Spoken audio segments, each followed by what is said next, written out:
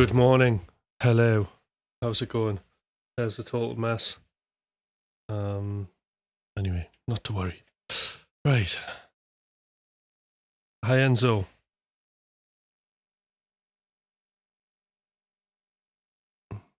What's happening?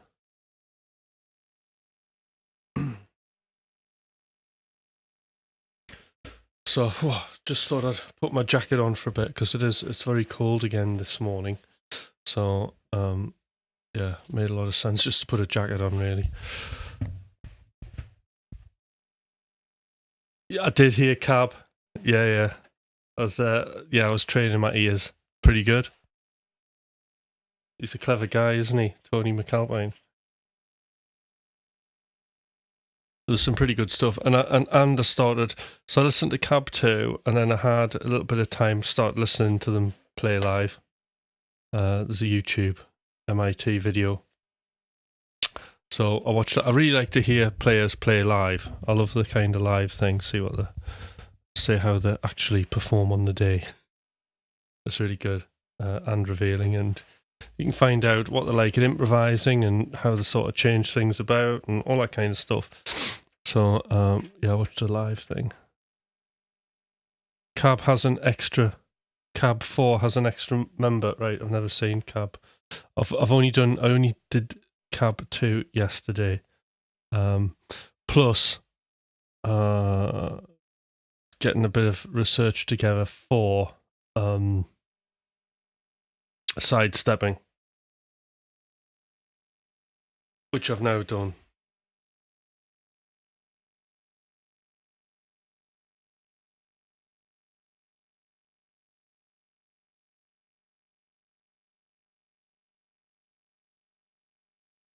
Yeah, busy day because I didn't actually finish. Hold on, I didn't actually finish all of my work sessions till 8:05 last night. So then drove home, got in, and literally I had to come straight into the studio, and then I fixed the looper because the looper wasn't. It was looping the first thing, but wasn't recording the second, third, fourth. So I came and fiddled about with that, and it seems to be working for some reason. Without me doing very little.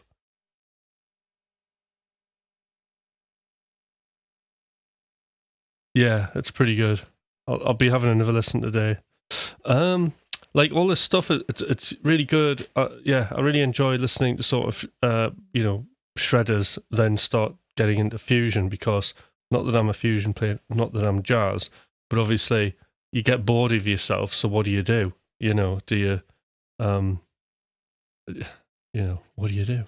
Do I just go completely blues and play 12 bars and do blues standards and start singing, or do I pull from jazz and fusion, mainly fusion?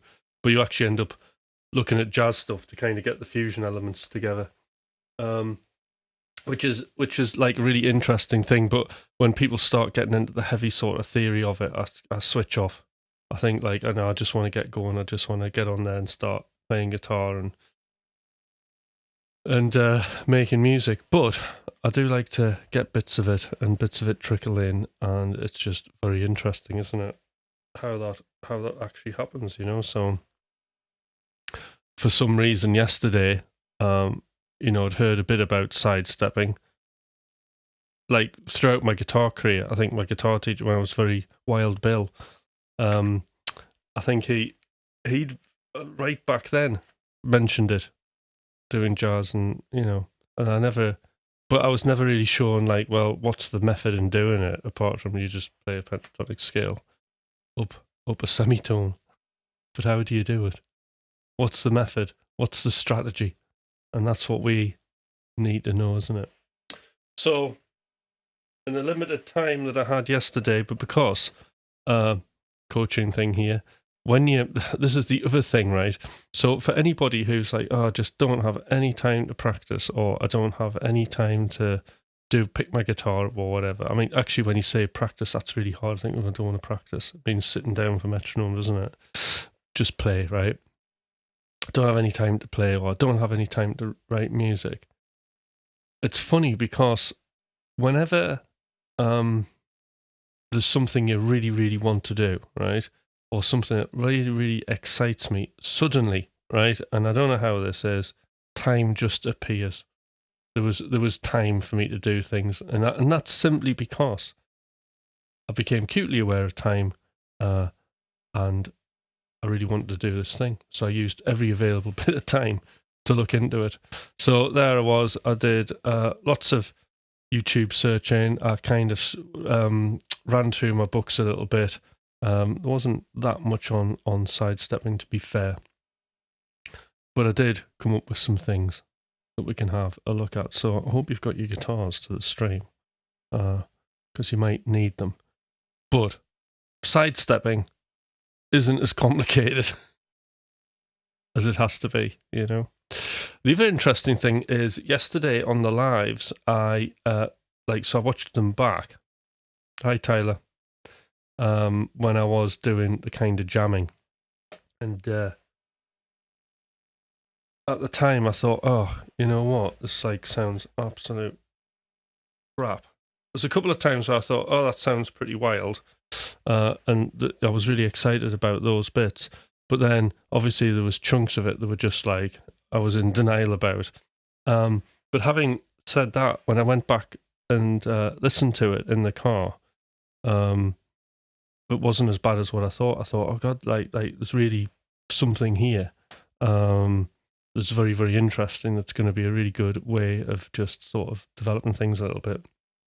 So I was quite surprised about that. But then it leads you back to this very sort of interesting question, and something I spent quite a bit of time discussing yesterday with people I was coaching. So how do we know what we're doing in the moment is any good? Hi, Josh, you made it. That's the thing.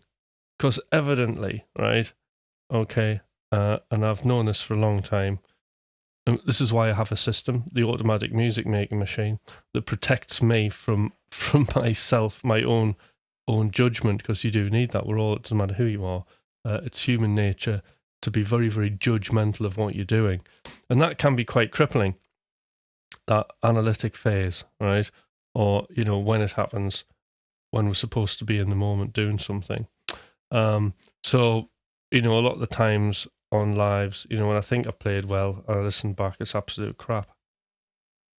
And when I feel like I haven't done so good, I feel like it's really good, you know. But it's always a feeling, isn't it? And then there's some times where you're just in flow and it's just whatever. I think like but because I'm practicing flow,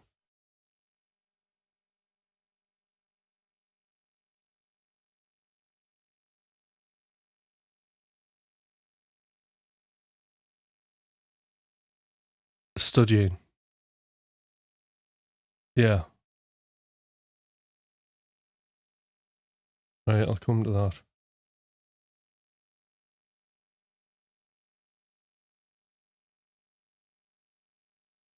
If it's I mean, studying feels very academic, doesn't it? It's like, oh, right, I'm going to get my books out now. And actually, I did a bit of that this week because I had to.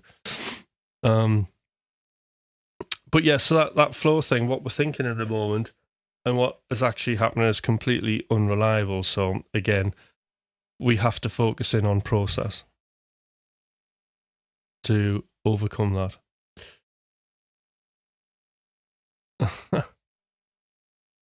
All right, Josh. Hi, Kylie Kent. What a great looking set and setup. Don't know if I ever get compliments on that. Oh, thank you very much. Occasionally. All right.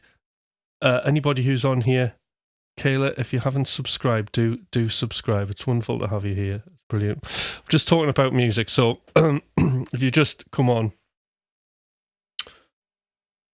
initially I'm going to do a little bit of, I've decided to add sidestepping into my playing, right?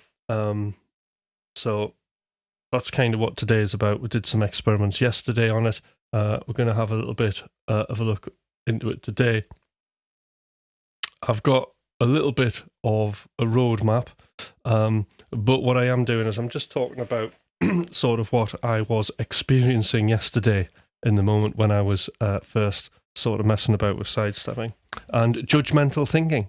So interesting, although I was judgmental, not sure whether I was getting it or not yesterday, when I listened back, it was pretty good. But I think this whole kind of playing outside thing is a very finite thing, okay? It's like, where is the line? Because it requires a bit of ear training, right?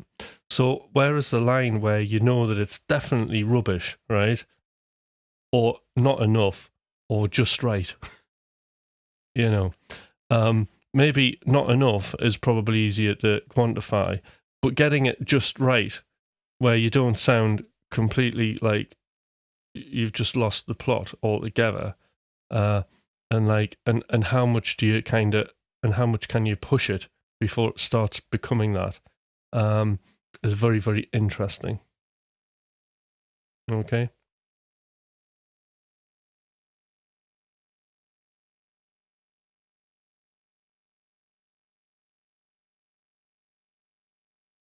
Better catch up with this chart. So we've got Brian Wanderer. Practicing flow is hard, but with repetition, it gets better and better. Right. So one thing you can do with flow is we're looking at. I don't know if you know this, Brian, or whether. Tell me if this is sort of what you know about flow. But I've just mentioned it before, so I'll just the things that spring to mind that are really important that I kind of use on a daily basis is firstly. Is your skill to challenge ratio. Okay, so your skill to challenge ratio is meant to be between 4 and 7%. Okay, don't worry about the numbers. Just know that it's not too much. Sometimes this is difficult because often I go way over that. Something will happen, like I'm in danger of that now with the sort of sidestepping thing. I'm very, very excited about it. So I want to dig in and I want to do as much of it as I can, and I'm oversaturating myself with information and not processing and none of it. And then I want to process all of it as quick as I can because I'm so desperate to like quickly get it in there. But that's not a great thing to do. What we do need to do is things have to be broken up into smaller chunks. That's very, very important. The other thing that you have to have though is you've got to have a clear goal, a clear aim, something that you're aiming for in a session, right? Something that you want to achieve. It doesn't matter if you don't achieve it or not, right? But just something that's achievable. Because again, this ties in with the skill to challenge ratio. If you do something that's not challenging enough, you'll get bored and you'll not actually pursue the thing. If it's too difficult, you'll become overwhelmed and give up, and your experience of the session will be pretty crap. Whereas, we're really keen to do something. We're really, at least I hope you are as well, as enthusiastic as me to be sidesteppers or side sliding or whatever you call it. I like the sidestepping analogy because it's like dancing. It's like dancing when I was little at the school disco. I used to sidestep. I'm trying to demonstrate, but that's what it looked. And then you go up to a girl and go, "Will you be my girlfriend?" "No, go away." That's it. With my sidestepping. But anyway, obviously sidestepping now is a whole new meaning, and it's what we're doing today, not dancing. So yeah, the skill to challenge ratio, you got to have clear aims. And the other thing is time really kind of helps, giving yourself a time limit. So I knew that like yesterday that like my deadline was to have sidestepping down by this morning. Like, what a ridiculous thing. That was probably too much of a goal, but didn't half like light a fire underneath me to get here and have at least something, okay, that we can look at, or something we can practice, and some ideas. All right.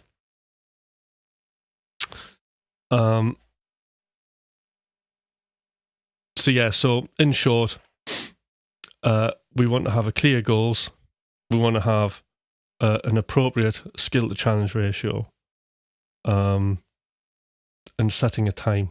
I'm going to practice for 10 minutes. I'm going to focus on this thing, and I'm going to get the aim done, and that will get you in the zone. Obviously, we can use this when we're making music, but that's another thing altogether. Right, I've been recording my guitar and I feel the same. I'm in denial about 15% of what I improvise on. It's a great way. It's a great way to get more critical of your playing.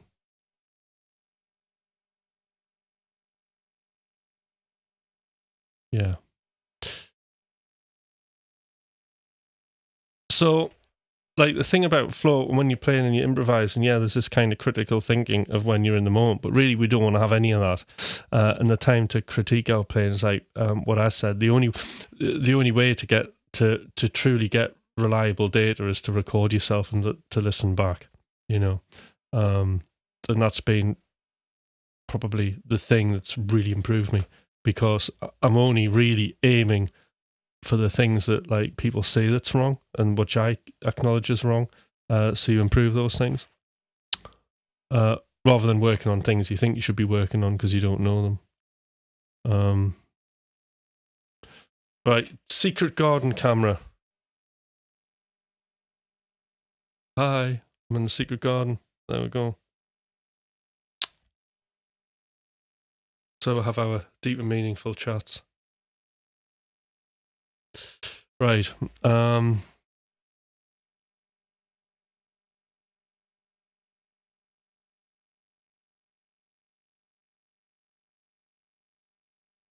Sure haven't.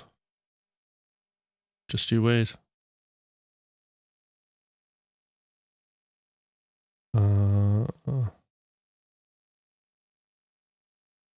There's a few people interested in sidestepping. Is the brick wall real? Such a cool thing. Yes, the brick wall is real. So the brick wall is real. It's really interesting, this basement. I'm very, very connected to it. There's a story, actually. So, believe it or not, Kyla, I'm actually a trained music coach, right? What you call a therapeutic musician. But anyway, my training is constant for the rest of my life. I always go to a guy who trains me, because the music industry is very, very dynamic, isn't it? I'm just getting warm. I'll take this off in a minute. The music industry is very sort of dynamic, so it's constantly changing, and the problems people experience are constantly a kind of different thing. But anyway, back in the day, one of the things that we're training on and getting coaching clients to do was this thing called, I haven't done one for a while, Perfect Average Day. And it was basically, you wrote about, and there's a whole list of prompts that I have, and you write about what's your perfect day being a musician, right? In the future, having achieved everything you could possibly achieve. And I did have I wrote down that I would be in a really nice white house, everything white, okay? And the studio would be underground, and it would have white stone walls, right? Weirdly enough, a few years later, we ended up moving across the road, and I've got this wonderful, we've got this Georgian cottage, which is beautiful. It's got this lovely garden, typically very, very English. And in the basement, as it was getting kind of done out, there's like a little hatch where the electric meter is. And behind that hatch is, you'll never guess what, behind the plasterboard is a white stone wall. And I just thought, isn't that weird? Isn't it? Anyway, just a little story there. But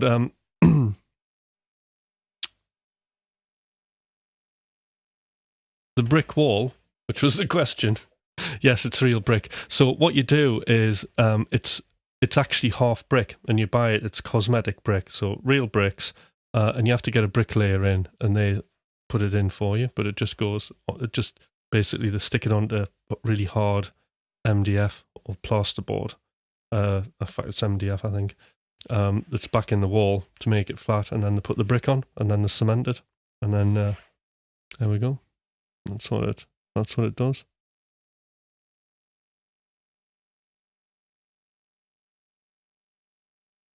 I'm most comfortable to get into flow when I like my tone and my guitar is dialed in correctly. Cool. I feel the same, Enzo.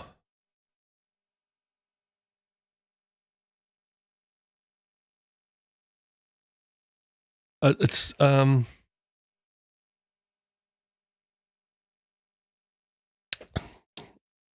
you see, I can't totally agree with that. I can't agree with that because there's basically every day I'm in a situation where I get into flow and I'm kind of pushing against the odds. There's like conditions are never ever perfect. So I would always think around like, well, what happens if it's not incorrectly? You can't always get perfect gig conditions, can you? I mean, how many gigs have you played where it's just like sounded awful? Right.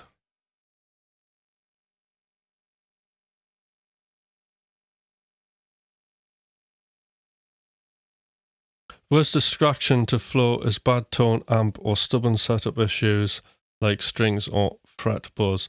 Yeah, I mean, some things like obviously, like if you're totally against it, but I mean, something like an amp tone, I wouldn't be too concerned about because maybe that amp tone's revealing something to you.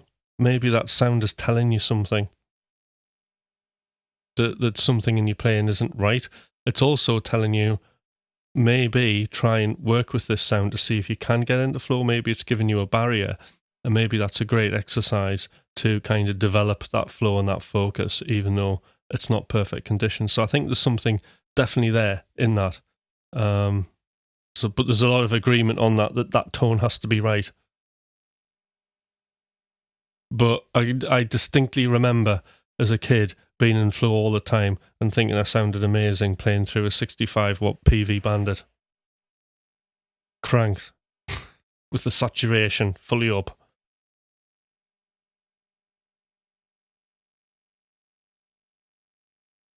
So cool.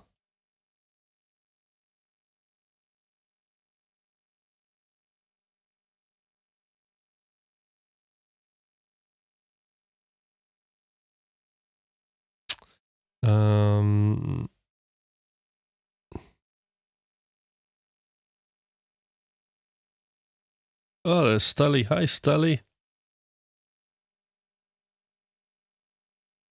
But yeah, I think I told the story of the brick wall. Basically, but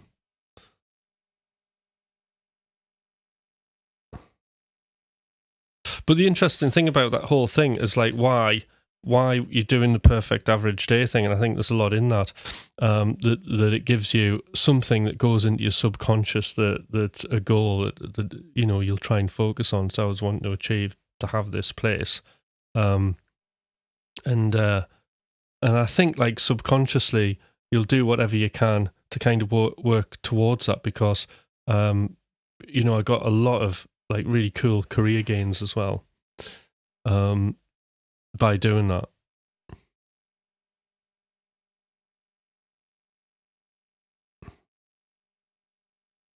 Thank you.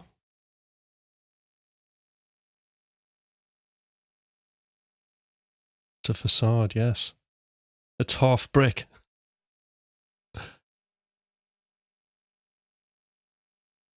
No, it's cool. It's and you can stick it anywhere. That's the cool thing about it. You don't have to like strip your wall back to the brick and then try and get the bricks to look right.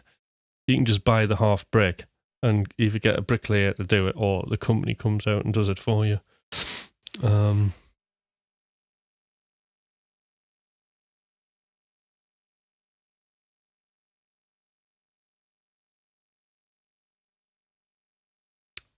We need to get on with what we're doing, don't we?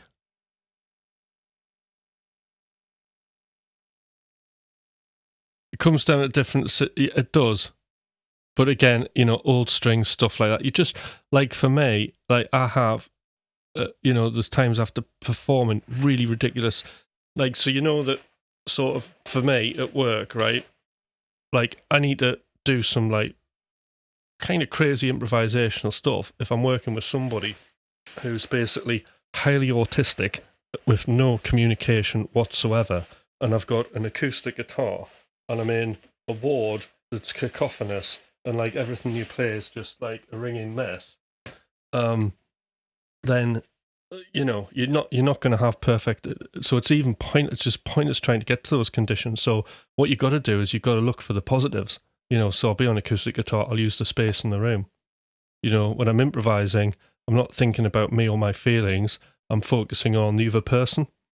So I'm focusing away from myself, and I think that all of that kind of thing really, really helps. And trying to focus in on external things like, you know, because ultimately, like what you're saying, it's the, you know, it's this loop of the outer game being the tone has to be right, the strings have to be bright and spankly, and all these kind of things. It's kind of outer game stuff that's affecting the inner game, isn't it? That's kind of putting you off, and then the belief starts that you have to have these things before you do anything, and I think that can be a bit of a problem. Whereas to kind of get over that inner game thing, I think it's like focusing in on things that you can use to help you. So I always like, so rather than an amp tone, reminding myself here, rather than an amp tone, what I'll focus in on is more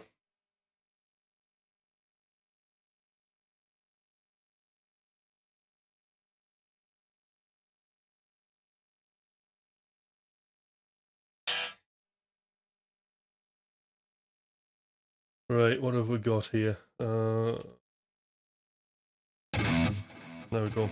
So rather than having like a perfect amp tone, I might just focus in on just, well, you know, how does the guitar feel? I think I did a YouTube video on this. It was like the art of economy picking, and I was trying to relate economy picking to the book, the Zen Art of Archery. But anyway, this is the first time I played today, right? And you know what I'm thinking about is just feeling string tension against the plectrum. Okay, so you know, how does that feel? Because as you know, I use a lot of like picking displacement. Okay, so I'm pushing at the string rather than and that's all part of kind of keeping the planting correct. Yeah. So you're feeling the tension of the string. I'm also feeling the string of my fingers. And then the other thing I really like is just feeling the vibrations of each string and how far that vibration travels up the finger. So this is all really fine sensory stuff that really pulls you into that game of listening to it.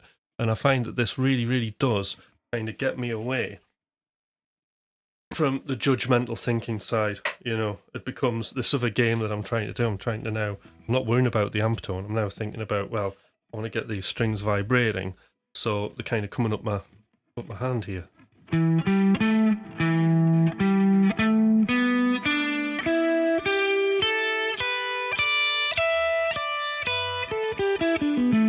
And what you'll do is you'll get a really good tone out of that. Because you're wanting that feeling, you're going to get your fingers in the optimum part of that fret to get that sound.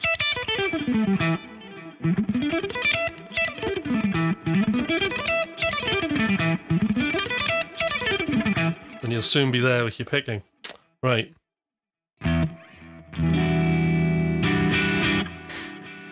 So that's one thing. Same with legato. In fact, more so, because it's harder to get those vibrations, right?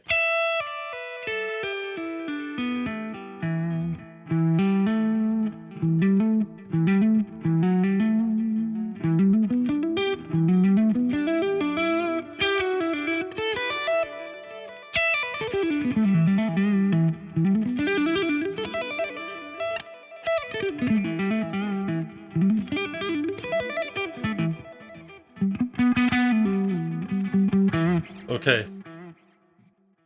So some tips, yeah, that sensory thing. Yeah,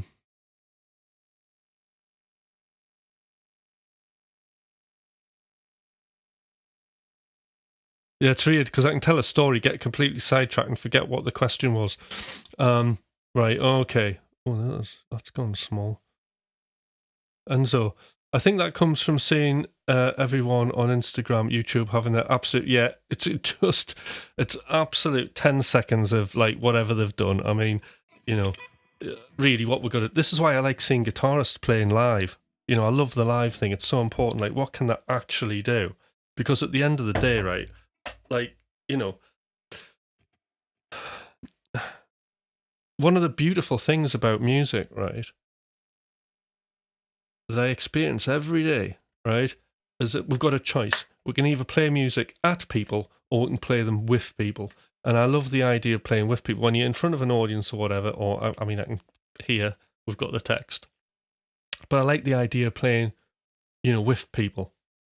I like that. It makes it engaging, you know. And I find those live performances, even though it's just sometimes small nuances that are going on, it's those different little bits of imperfection or different things that the artist chooses to express themselves differently on the day, you know. That's what I find really, really interesting about that. But what was I saying? So yes, it's a whole communication side, isn't it? And Instagram, well, whatever's going on there, it's 10, 15 seconds, 30 seconds max of somebody playing something that they've been practicing, you know. And honestly, a lot of what I hear, if I think, God, if that was made into 3.5 minutes, I wouldn't want to hear it. I only want to hear it for 10 seconds or 30 seconds. And then is that like music? What is it? It's like, it becomes, yeah, the thing sounds cool, but it's something else. It's like, well, it's like a trick now. It's like, these are like, it's like doing something on your BMX. It's the same sort of thing, which is cool because it's another thing music can branch out into. But at the end of the day, I think this stuff's only really interesting if it's something you can pull from, put into your own playing that allows you to express yourself more accurately, more interestingly, or it inspires you to do something. Like when it starts like, oh, I'll never do that, or it's ridiculous. It's just not the thing, you know. And like, you know, the thumping and the slapping, it's great, but I'm just not interested in it. I'm not prepared to derail myself to do something because I just don't think the gains will be that massive for me, you know. So I like to focus in on the strengths and expand from there. That's another thing, you know. So like if people have seen me go from alternate picking legato to a hybrid and economy, you know, and the only reason that those actual techniques are there is because it was a natural progression that I had to morph into in order to continue. My technique had to change to allow me to facilitate the ideas that were coming next, you know. I needed to have, yeah, basically that's it, more facility in order to build up the vocabulary. And that was the way that I was doing it.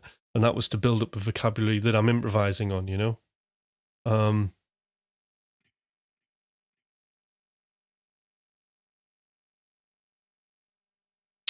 I've been using Sustain It recently and actually feel all the strings magnetically is a very expressive way to approach the guitar. Yeah, I've always been interested in one of those. They're fun.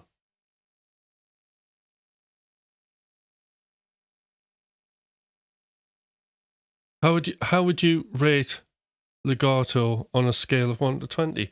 I rate all my techniques. I don't really give it a rating. I just rate all my techniques the same. They're just tools which I use, you know. I like legato because I find it really expressive, you know. But anyway, let's just have a look at what we're doing with this sidestepping. So I did actually write some notes, right? Sidestepping. Okay, so the first thing, right, is kind of thinking ahead, right? Thinking about ahead of what you're going to do. Now, what we mean about that is there's got to be some sort of logic for it to work, right? You can't kind of just do it. Actually, it's not too bad, that, for me. But you can't just actually suddenly do the thing. There are a couple of things that you can do that are going to work, right? And that is basically repeating a pattern that you've played before.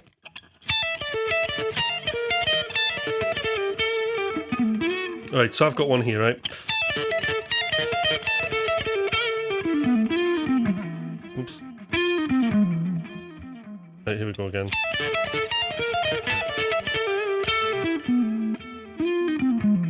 That was it, right? So What I'm doing here is E minor pentatonic. Okay, need a warm-up bit for this.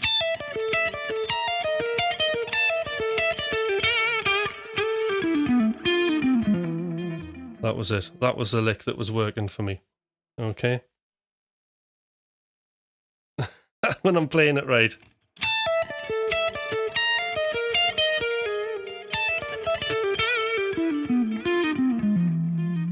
We'll give this a whirl. I'll make a quick loopy thing, and then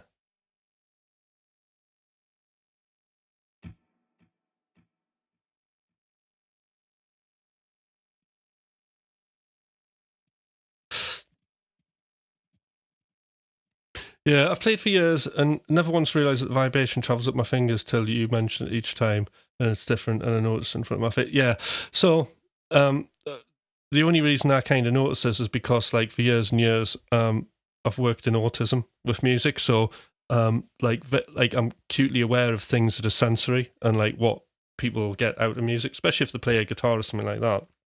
Is the vibrations very sort of comforting, and like really tuning into that can sort of really, really help. Like, often I'll give people just a guitar and they'll like just the feel of the strings on the fingers, and they'll play in a certain, I'll watch them tune themselves in a certain way to get a certain like sensory feedback. So I thought, well, that's interesting. So what is the sensory feedback? What is the physical feedback of a guitar, not just the sound we're producing? And that was one of the things. So that's where it's come from. Right, sidestepping. So lick number one. So I just thought, I'd pile in a few other things, right? So I have to apologise for my first few really crap attempts. But what we got here is basically E minor, okay?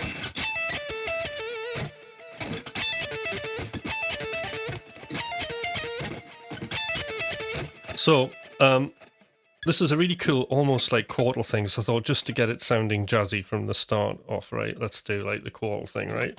So this is like a little shape I play all the time.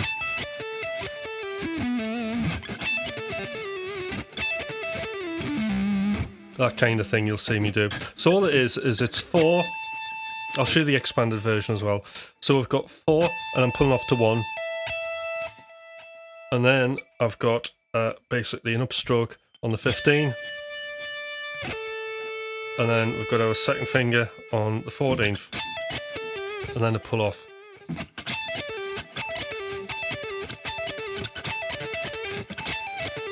You even put that in.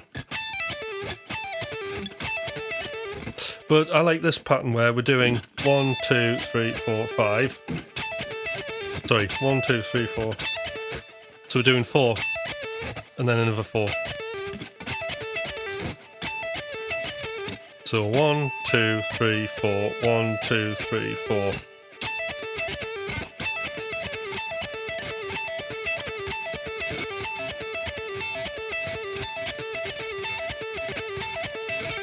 Practice that a bit. It's freezing in here, by the way.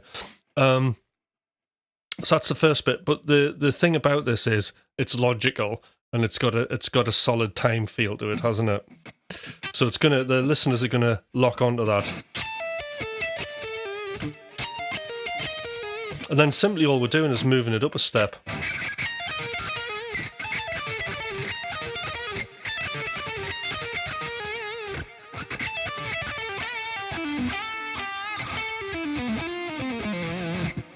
And then we're doing that kind of weird little run.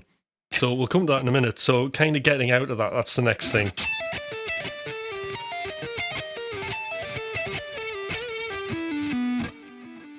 So what I tend to do is just go into a standard blues lick there. So after I go, so the pattern is, then we go up a semitone, back,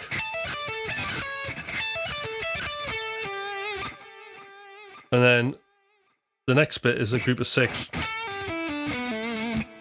roughly, and then up a semitone, and then we're playing again F minor pentatonic, and resolving to E as we're in E.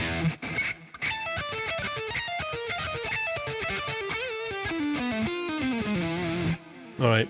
So it sounds all right, that, and it was kind of working quite well. So again, what we're doing here is we're just using basically E minor pentatonic. That's the bit that's in tune, and then we're sliding or sidestepping up to the F minor pentatonic.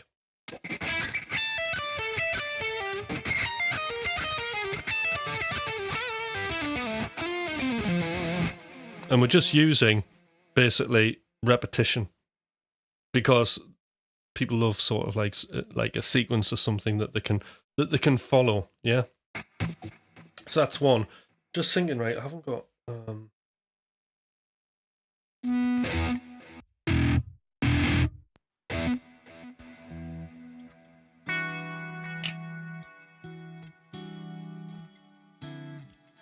So we should really. Yeah, we'll do.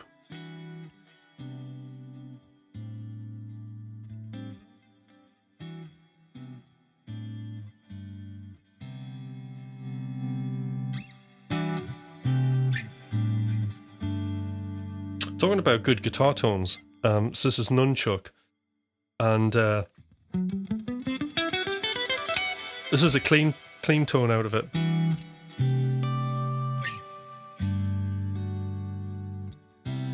So you can get really clean, luscious stuff out of it. Right, see what. Right, that's the one. Get some drums up.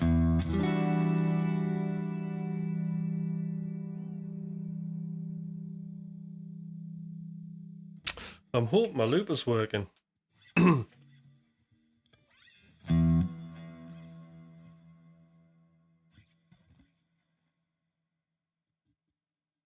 We'll see. See what it's doing.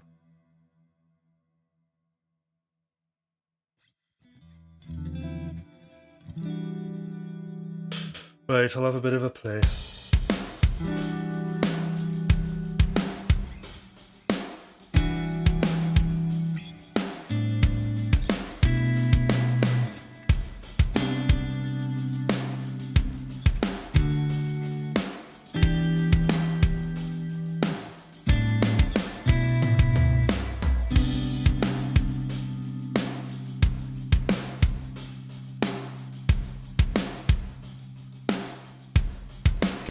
There's a story I'll tell you about these drums, actually. Remind me, Sean, if you hear the story about the drums. Hi, Perplexity, how you doing? All right.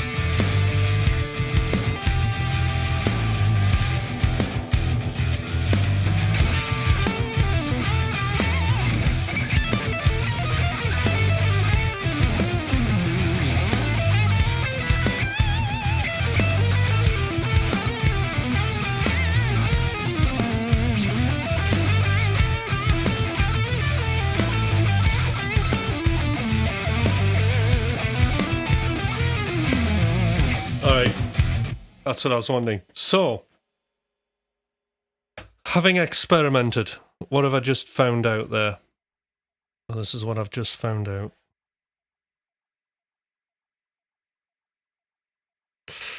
So, trying to sidestep over a chord progression is very, very, very, very difficult because you're definitely going to have to follow the chords, right? So that's going to be difficult.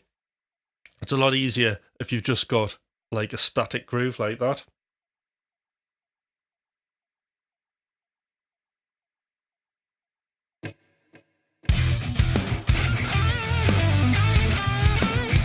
So I'm in there.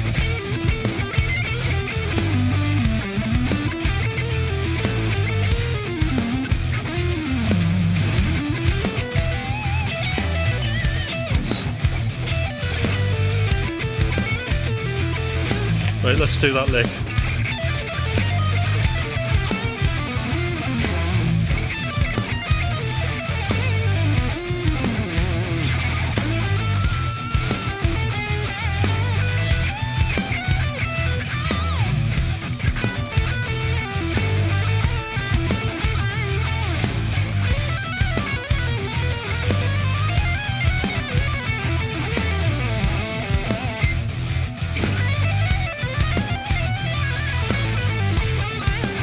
There's a nice one.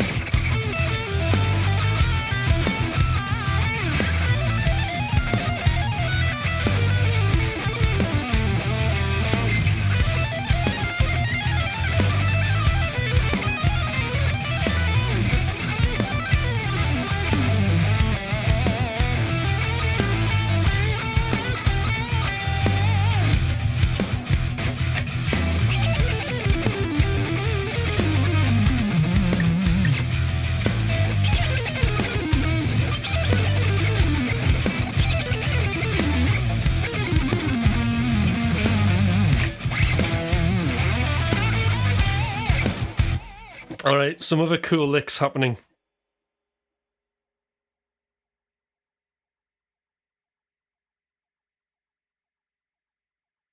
Yes. So,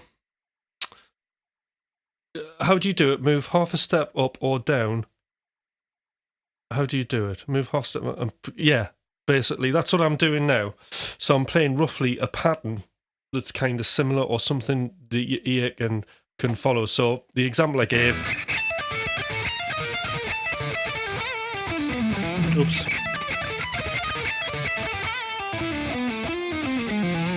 So in other words, it's just all pentatonic stuff, patterns that I'm moving up and then back in tune. And then I started doing more that kind of thing.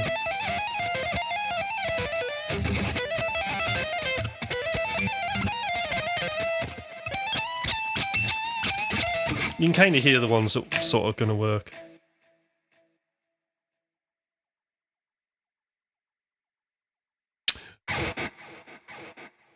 Well, we can experiment with both. So it's a tension and release, so we could start off with tension and then normalize it, couldn't you? Let's give that a go.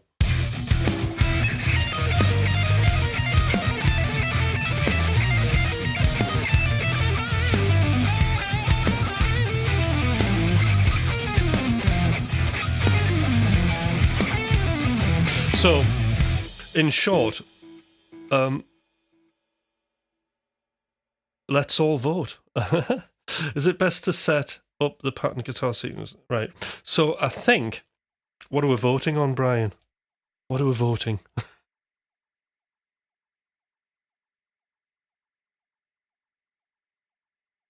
Right, okay.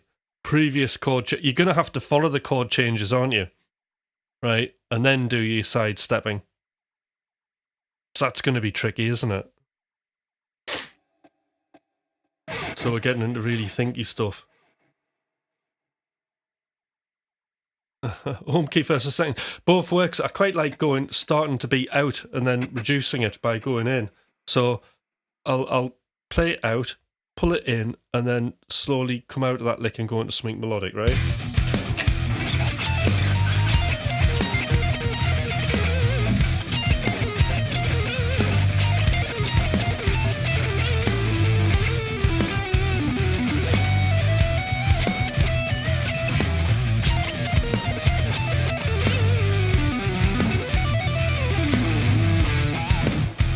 Quite works, doesn't it?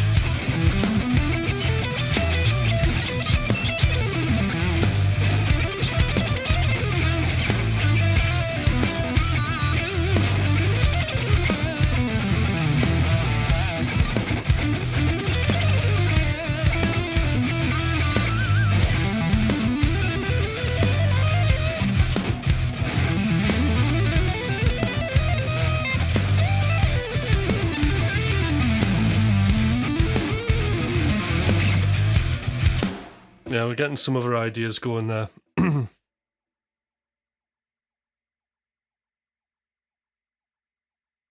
Yeah, so I just...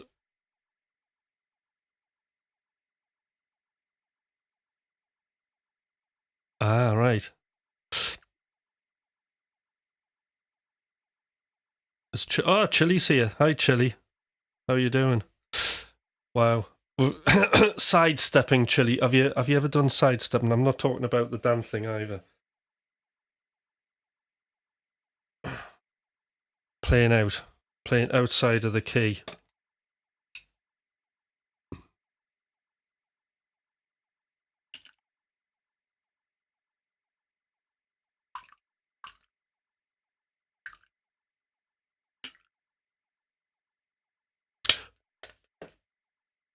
So what's interesting here is the process of this as I'm kind of, playing along with this track.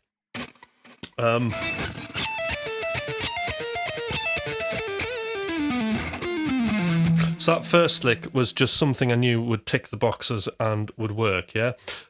Also, I do think that starting out and then coming back in on a repetitive phrase really works well. Yeah, so I'll play a bit longer, but as I'm playing, I'm kind of coming up with like little bits that I think are quite interesting, that are working.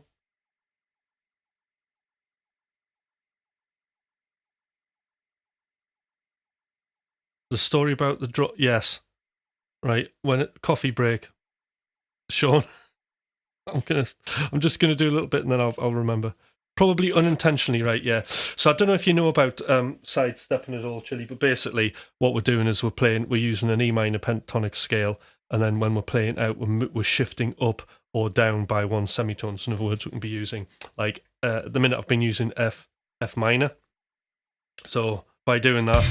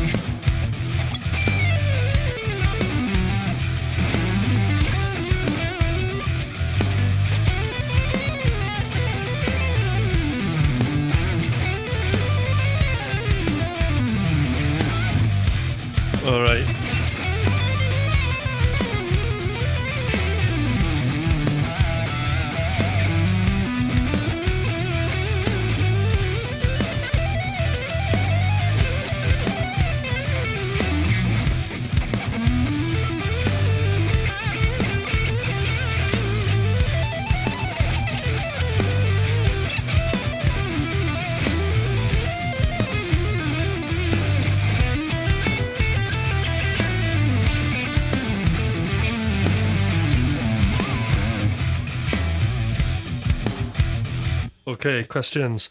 Does the number of relational notes from the outside key to the inside key matter in this exercise when picking which outside key to use? Yeah, so basically the rules are think ahead, not the rules, and you got to be logical about it. So what I mean by logical is using repetitive motifs that a listener can latch onto, and you can either move it in and then out the key and back in again. But that's like one of the kind of cheap ways, I suppose, is just to play a phrase and then repeat that phrase.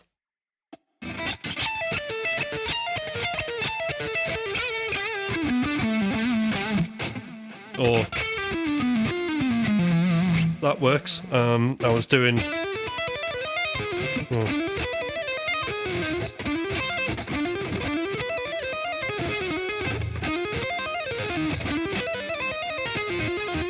Just moving sort of my usual pentatonic stuff up a 70-tone, just my hands are frozen. And then bringing it back in. So something like that might work.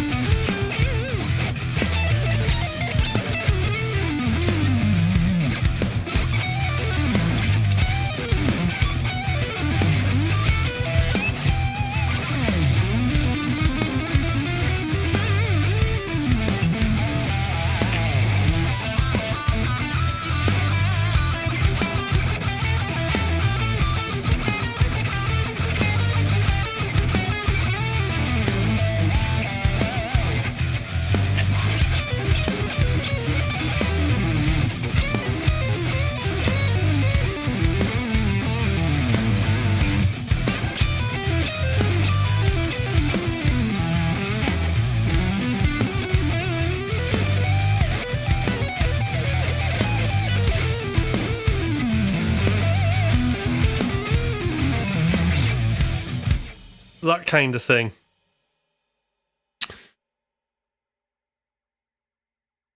So you see what I'm doing, because otherwise it's it's not Phrygian Tanmay, it's sidestepping. It was sidestepping.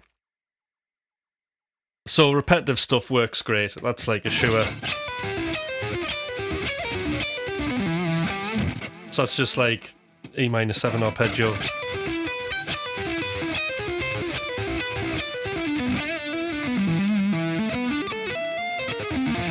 So that sounds good. See, I'm starting to build it up here.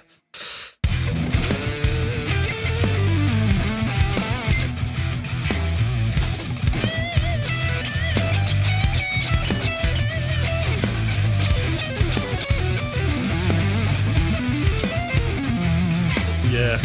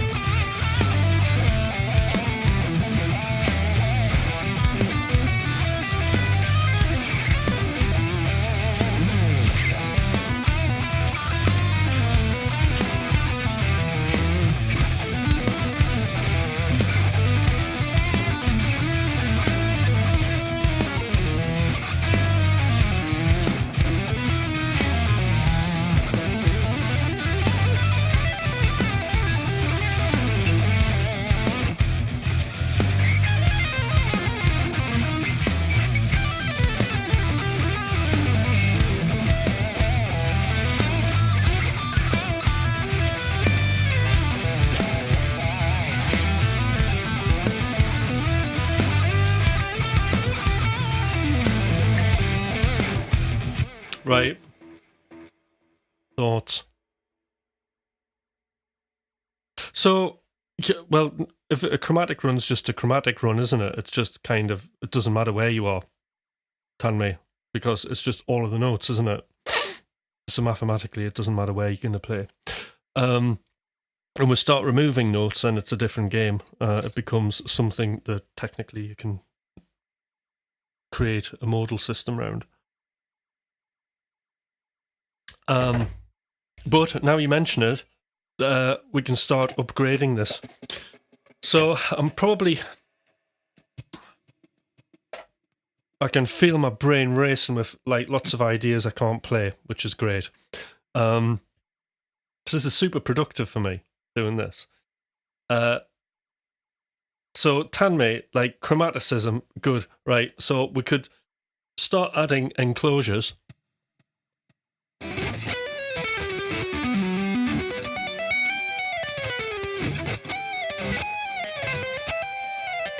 But it would have to be something where you can kind of half identify the scale.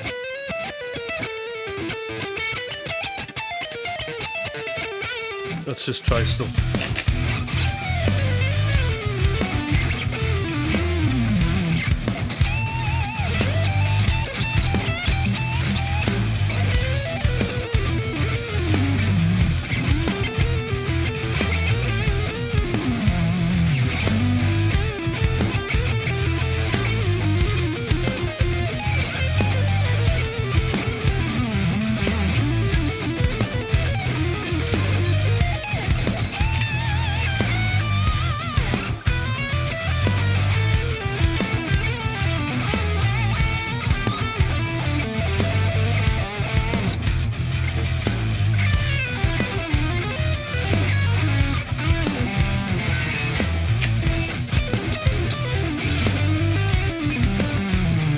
Alright, that's good.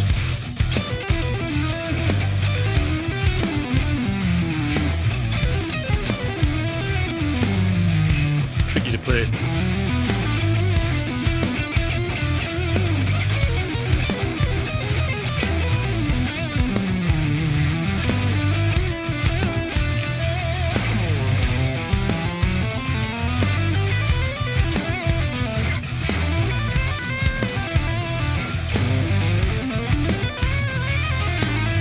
There we go.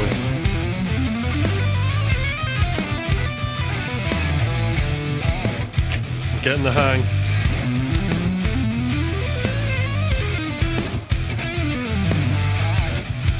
So there's a nice little one. So that's got the enclosures.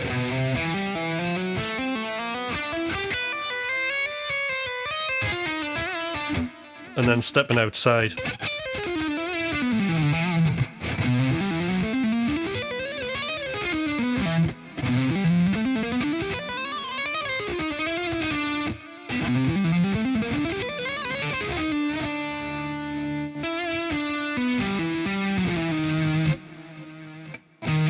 You got one there, haven't you?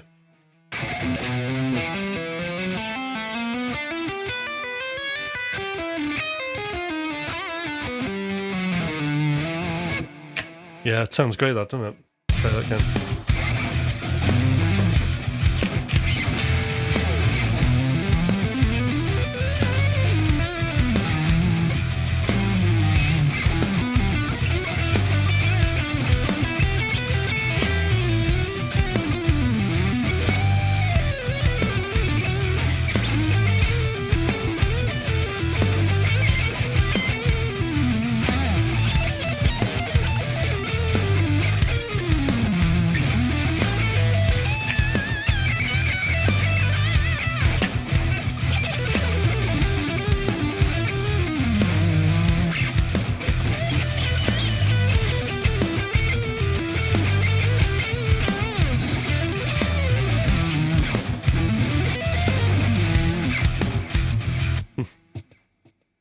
Right, I think we're coming up with some pretty cool stuff.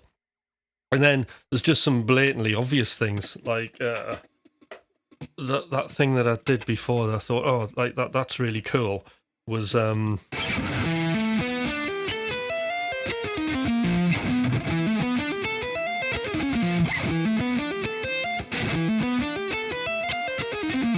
So I'm just using, that pentatonic scale there, and I'm just combining like first and second position, starting on the 5th string, and just missing the middle note out.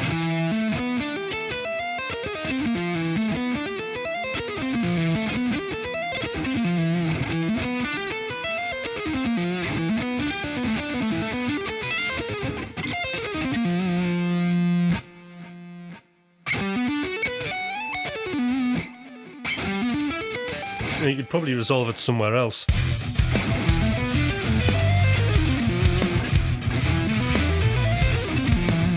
So that's one way.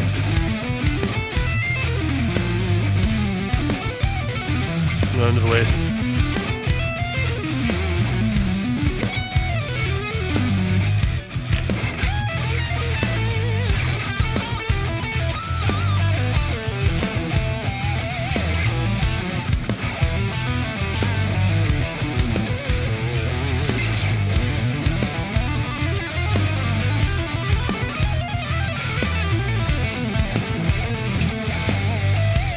All right, cool.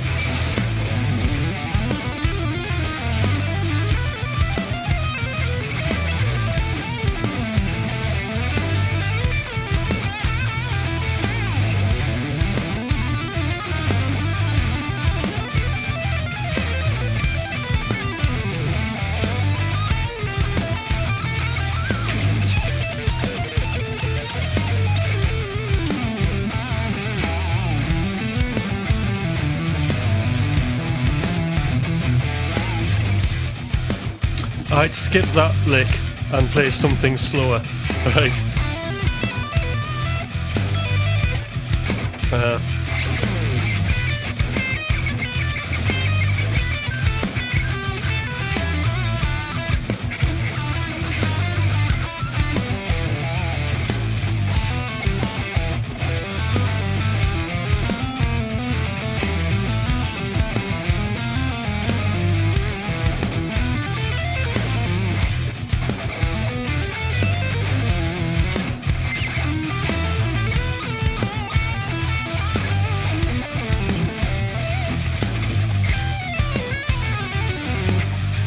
Try to be humorous, all right?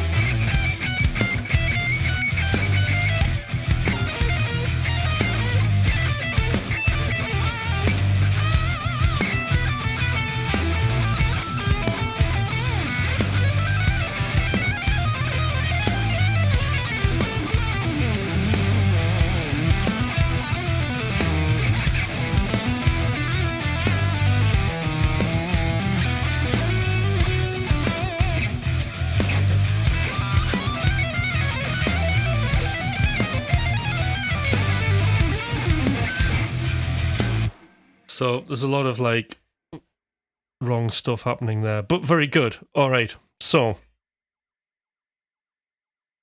the story of those drums that I have just played, because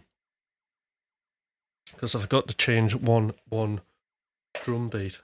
I got a message. I got a message from YouTube. Let's have a look.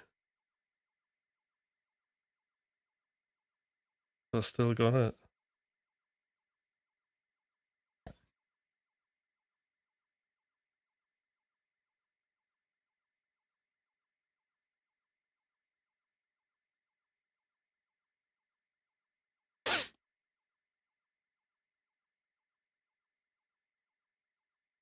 Here somewhere.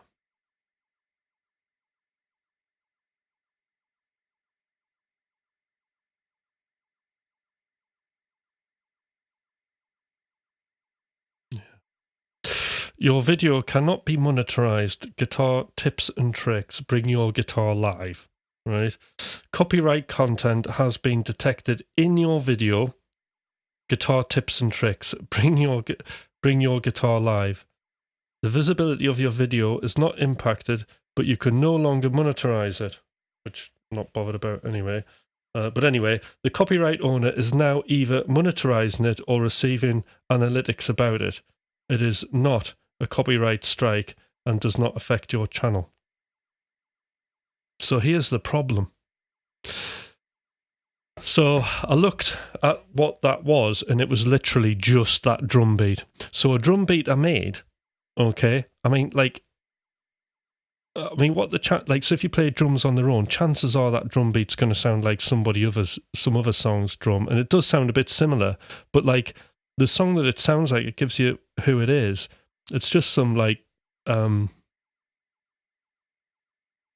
the space is getting small.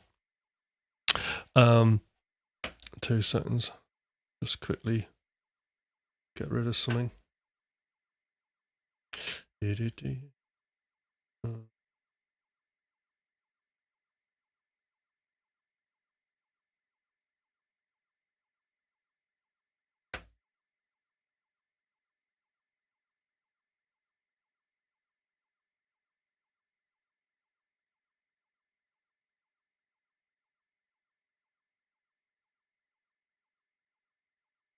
Get rid of that as well.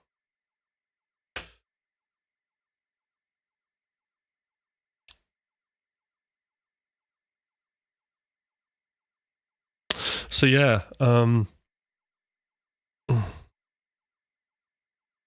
so kind of, I mean, it's not a copyright strike, but it's like a claim for just a drum beat that sounds very similar to another drum beat.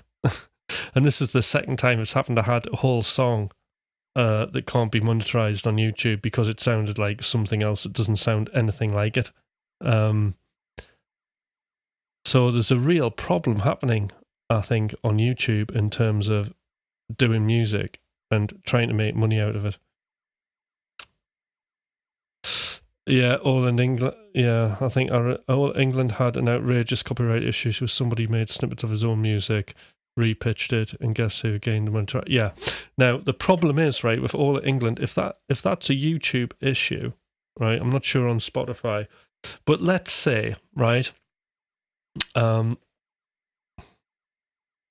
this is the dilemma with Freakstar. That song, it's a PRS. It was wrote like in 1998 or something ridiculous, right? It's clearly our property, right? And it's the original recording, okay? It's nothing like the track that's like it, okay? But they are getting monetized for it. Now, I could pursue it, right? The only problem is, right? Like if I pursued this copyright claim on my channel, if I pursue that and go all the way and lose, then YouTube will potentially take the channel off me. They'll just close it down. So is it worth that for your livelihood? It's not, is it? I mean, luckily I have a job outside of here and I have a business off YouTube that doesn't necessarily completely, I mean, YouTube is the front end of it. So, you know, it would be very difficult for me to get like other customers in because this is my platform. But potentially, you know, it would be extremely awkward. Yeah, and it happened to Ola. So like somebody like Ola, if he takes that to court and he loses, he could lose his whole channel, he'd lose his business, wouldn't he? It'd be horrendous for him. I mean, he would move to a different platform. But this is the thing, you know, they've got you by the balls. Or by whatever. Whatever's dangling.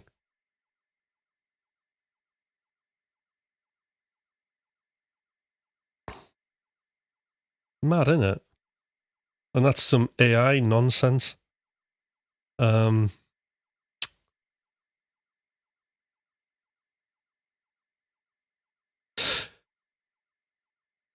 WC, great to see you on here. Yeah, we've been doing some really cool I'm really into sidestepping. Right, anyway, thoughts while we're here, I want to know what your thoughts are on sidestepping. So, you've heard me do some sidestepping. I absolutely love it. I'm having, even though it sounds probably horrendous, I'm kind of really enjoying doing it, thinking, and luxuriating on all of the possible future possibilities.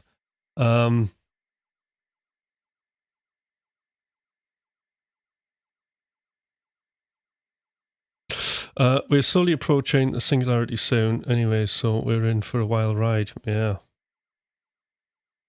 Music-wise. There'll be a way when I'm going to... So, I don't really know much about singularity. I'm going to have a look into that. To me, it's one of those not to be used in excess. Yeah. But I have to use it in excess because, yeah, but that's the problem is like now I'm doing it, I'll just want to do it all the time. But it's kind of, I can't do it over changes. It works great over just a static groove.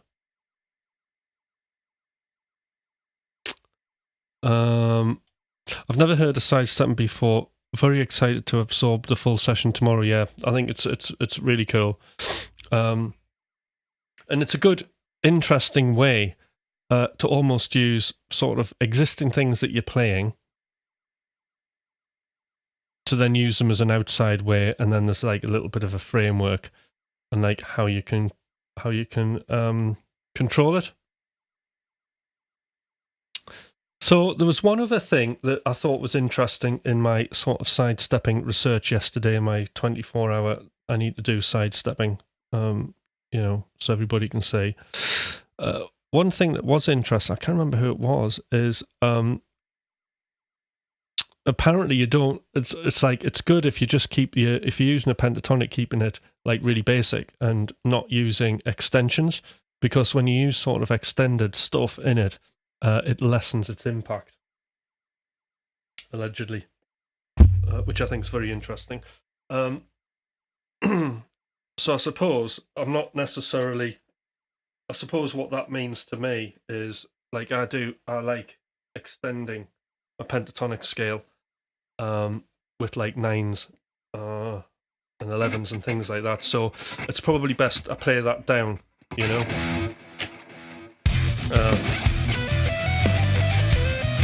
Yeah, so the reason it's doing that, if I start adding a 9, when I do the sidestep going out of the key, basically end up on a note that's in tune, as opposed to that's more effective than.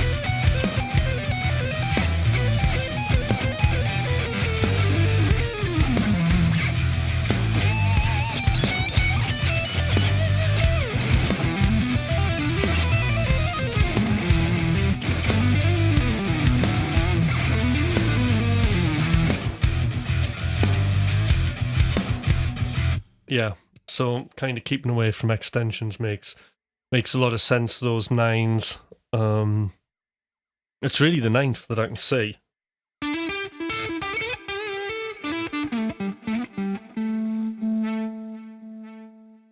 But I suppose when we start doing modal sidestepping, different thing altogether, innit? So we've got Dorian.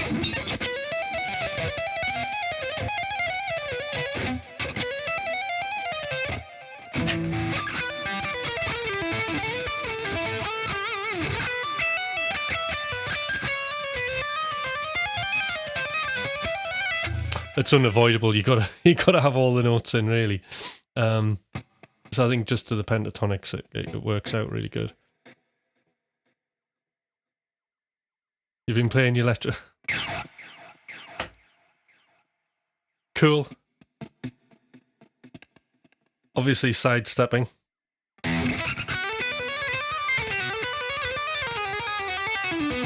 Let's try some Dorian mode. That sounds good.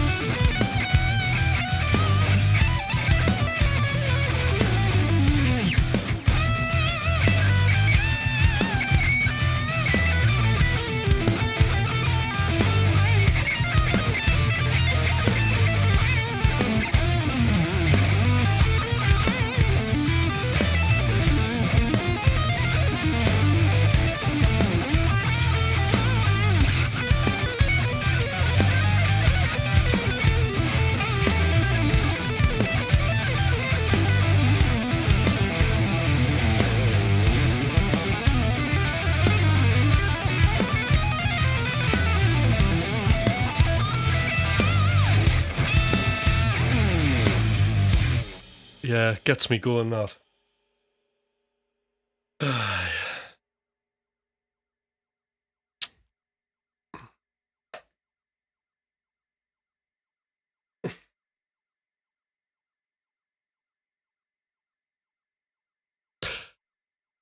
The conclusion is, though, if you play outside, you're less likely to get a copyright strike.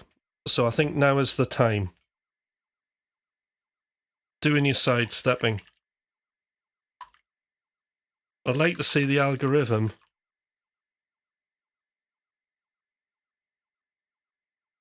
try and hunt a likeness for that jam and tell me exactly which bar was in violation.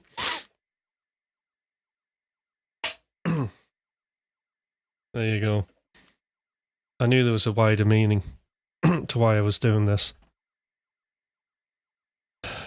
Yeah.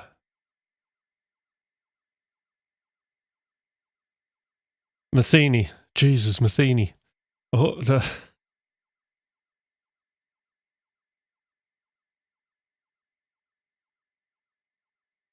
Improvising solo riff starter, backstepping.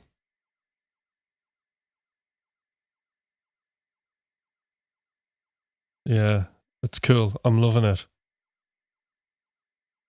But it's got to be done. Yeah, it's got to be done in moderation. That's not going to happen, is it? I'm not going to do that in moderation. I'm going to want to be playing all the time. But difficult over changes. But as soon as I get into a static anything, that's it. It's getting hit with sidestepping.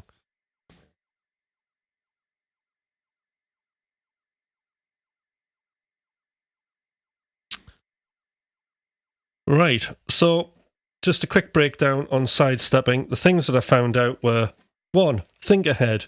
2. Be logical between moving between the positions. So going from E minor to F minor, or going to E minor to E flat minor pentatonic. A good hack is to repeat what you just played in tune, out of tune, or in other words, as we did an experiment, we played something that was quite repetitive and rhythmically catchy out of tune, and started with tension and then released it by moving in tune, and then you can go back out of tune, back in again. We can use arpeggios with this thing, with our sidestepping as well. Arpeggios are like really, really cool. And again, same rule applies. We can use modes. We used the Dorian, and again, we used E Dorian, and we're moving it up a semitone, back down again. But likewise, I could have gone down and up.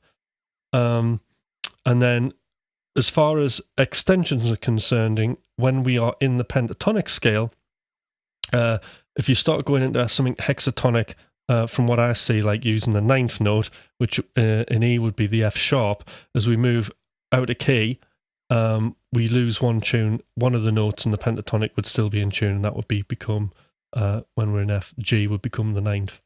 Okay, so, and G is also in E minor. So therefore, that note isn't completely outside. So when we are moving outside, to have more effect and more attention, it seems to be that the more notes completely outside of the key, the better. All right. Apart from that, on the plus side, it is an undertaking, as that you can use pre-existing pentatonic licks or whatever licks that you've got to do this. Okay, you just got to be strategic about it. Which is why it's, when I'm talking about the skill to challenge ratio, because I can use existing material and do the sidestepping thing and get that sort of jazz feel. Not that I want to be jazz or fusion, but in a rock kind of way. Because I'm doing that, well, it's the same thing, isn't it, Enzo? Because I'm doing that, can't remember what I was going to say there. Oh, it's gone. I was thinking about E minor and G major. Sorry, Enzo. What was I talking about? Pre-existing licks, which you can use. So yes, when I was talking about the skill to challenge ratio, it kind of makes it realistic. Like this is why when I'm talking about flow, that I'm getting in flow and I'm getting excited. Time is now in abundance, even though I don't have any time to practice. I will find time to experiment further, and that's simply because there is a challenge there. There is there's a clear problem to solve, but it is within the skill to challenge ratio of 4 to 7%. And that's because realistically I can use pre-existing licks that I can experiment with this sidestepping. So I encourage everybody to have a go. And what I will say as well in conclusion to this sidestepping experiment, that very much like I'm getting the feeling, okay, it's a feeling, because I'm going to have to watch this back to actually get the hard data on this. The feeling I'm getting is there's a lot of ear conditioning that needs to happen as well. Like, you need to get used to the sound. So when I started putting in chromaticism into my playing, it took a little bit for me to get my ear around hearing how certain chromatic things would work within my existing playing. So I had to like faff about a bit to kind of work that out. And part of it was, yes, it wasn't working, or I wasn't appropriately doing it because I wasn't landing on chord tones, for example. So I had to work out where the chord tones were, how to land on notes that were in, like, basically on beat, how to put chromatic notes off beat, that kind of thing. So I had to learn that, and there was a little bit of like ear training to then get that vocabulary sort of into my head. And certainly it's the same thing with this. It's just much, much more extreme and wild. And although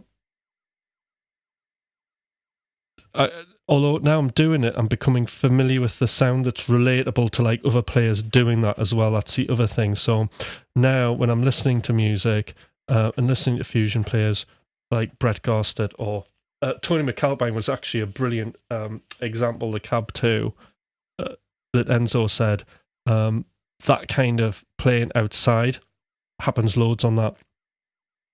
So anybody here who hasn't subscribed to the channel, please subscribe, and please do give me a thumbs up, because I've tried hard today to do my thing. It's been a journey and I've really enjoyed it. So expect more of sidestepping, because no doubt there'll be some sidestepping tomorrow, because I'm absolutely buzzing for the sidestep.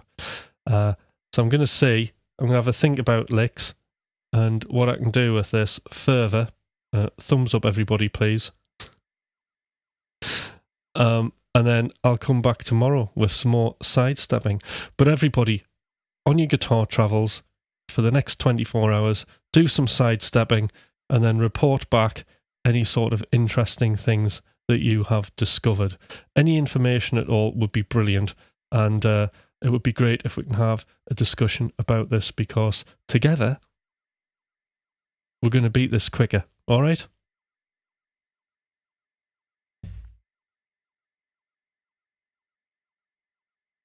Sidestepping in a marching band is completely different, right?